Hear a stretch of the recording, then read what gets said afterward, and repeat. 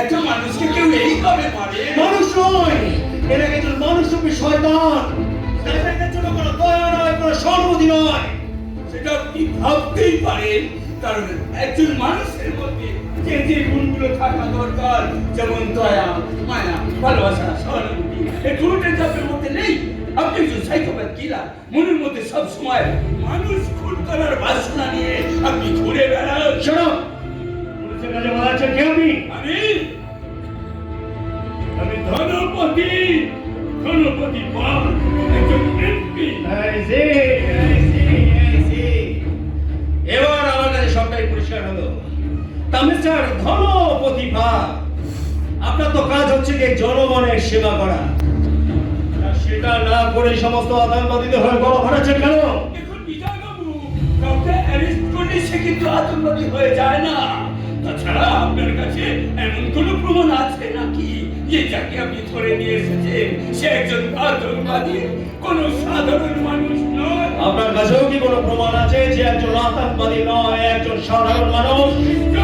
নিশ্চয়ই বিজয়বাবু, আপনি চাইলে আমি এমন প্রমাণও দিতে পারি যে যে মানুষটাকে আপনি ধরে নিয়ে এসেছেন সে একজন ধর্মপ্রাণ মানুষ।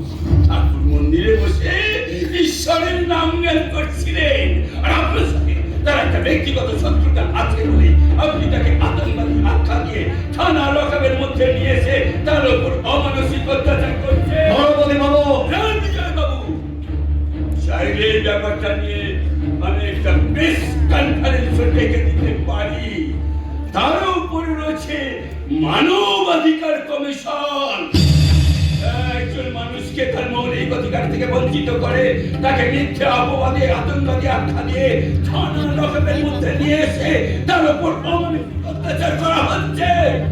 এটা জানালে আপনার চাকরি চালিয়ে কিন্তু টানাটানি পড়ে যাবে।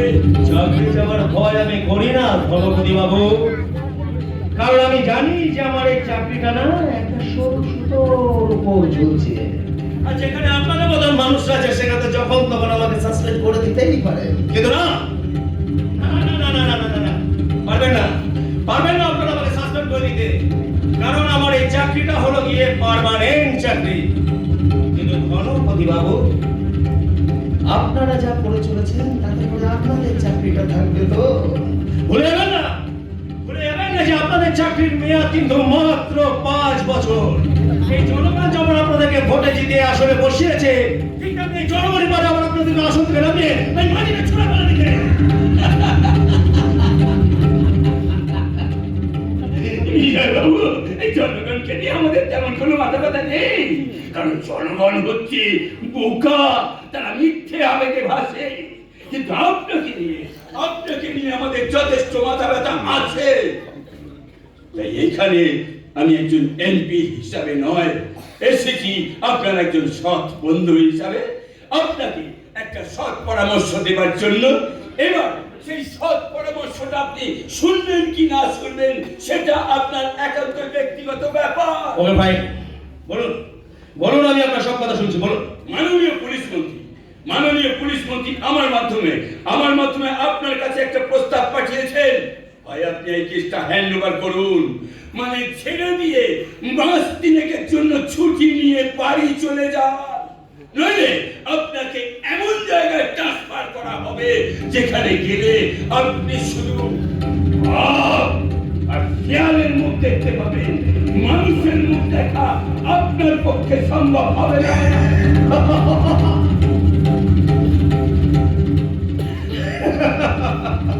এবার আমাদের সবটা ক্লিয়ার হয়ে গেল।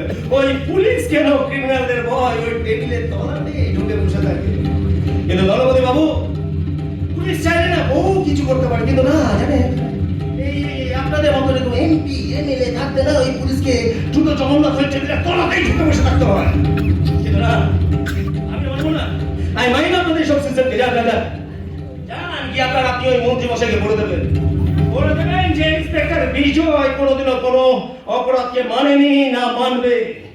এই আপনারা আমাকে সাসপেন্ড করতে পারেন, আমি নিজের চাকরি থেকে রিজাইন দিয়ে দেবো।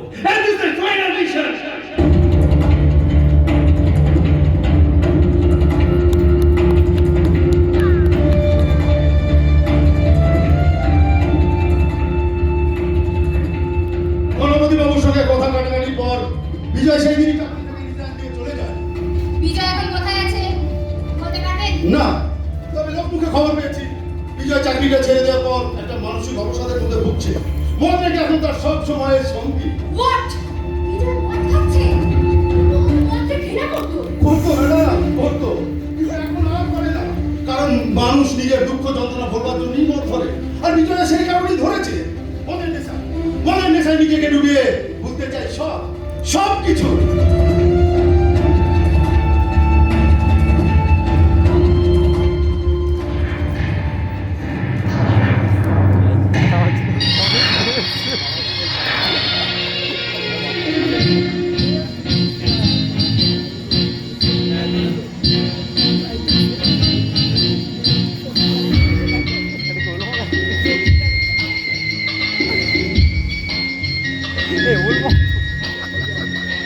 मुझको पीना है पीने दो, मुझको जीना है जीने दो, मुझको पीना है पीने दो, मुझको जीना है जीने दो।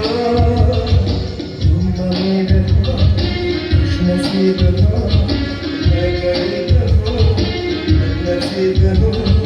बीवी के जख्म पर सीने दो, मुझको पीना है पीने दो, मुझको जीना है जीने दो।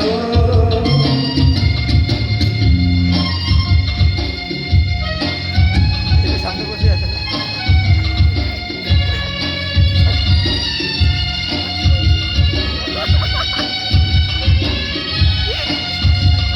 किसी से याद बर्बादी करूं, किसी से याद मैं क्यों करूं, इस दुनिया ने मुझको क्या दिया, मैं इसकी उसकी फिक्र क्यों करूं, इस दुनिया ने मुझको क्या दिया, मैं इसकी उसकी फिक्र क्यों करूं।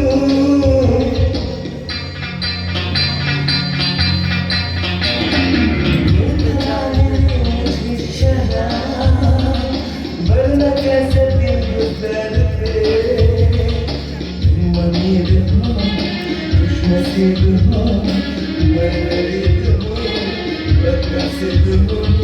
बीवी के जख्मों पर सीने दो, मुझको पीना है पीने दो, मुझको जीना। করছো তুমি?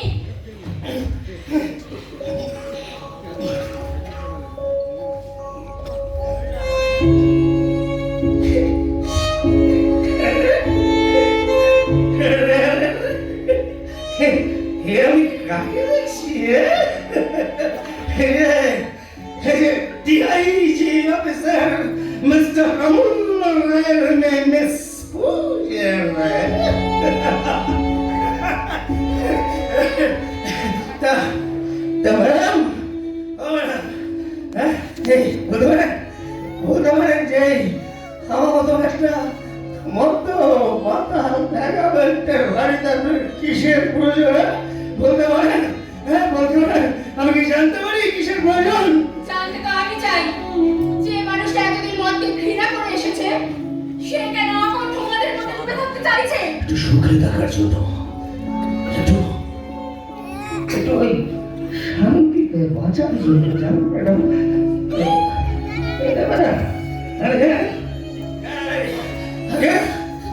আগে আমি জানতাম না, কিন্তু আজ আমি জেনেছি, যে এই সমাজের বুকে একটু সুখে শান্তিতে থাকতে গেলে না, এই মদের থেকে ভালো জিনিস বেরোবার কিছু হতে পারে না, কিছু হতে পারে না, কিছু হতে পারে না, কিছু হতে পারে না। ছি, মীনাক্ষী, তোমার মুখে এসব কথা মানায় না।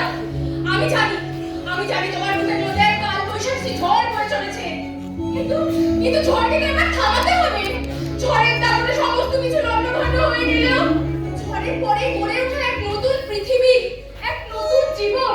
তোমাকেও এক নতুন জীবন গড়ে তুলতে হবে। আমি আর নতুন করে কিছু শুরু করবো না, কিছু করবো না, কারণ আমার কাছে সবকিছু ছিনিয়ে নেওয়া আছে। একজন মানুষের কাছ থেকে ছিল তার সব কিছু ছিনিয়ে নেওয়া, তার কাছে কি পড়ে থাকতে পারে বলতে পারে না, কি পড়ে থাকতে পারে?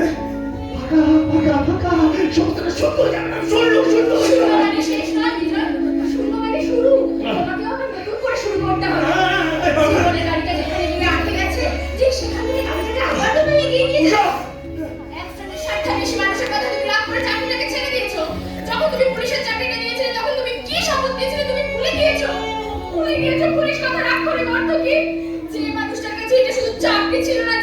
বেঁচে থাকার রসদ, ছিল জীবনের আদর্শ, তুমি যে সবকিছু ভুলে গিয়েছো বিজয়। শিশুগুলো হারানোর যন্ত্রণাটি আজ আমাকে কোনোদিন শেষ করে দিচ্ছে।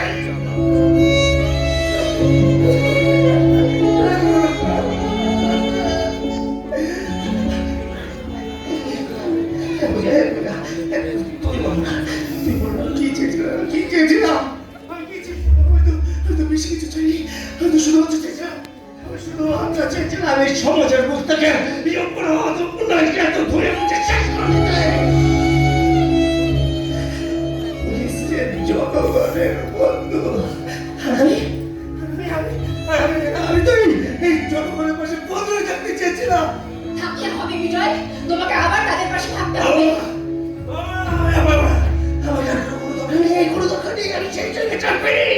আমার তোমাকে দরকার আছে, আমার এই বিপদে তুমি আমার পাশে থাকবে না বিজয়।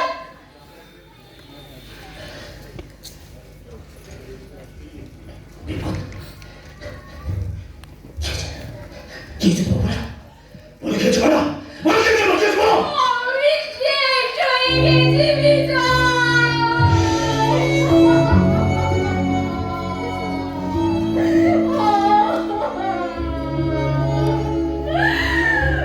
এই পৃথিবীর সবথেকে প্রিয় মানুষটাকে ওরা আমার থেকে কেড়ে নিয়েছে।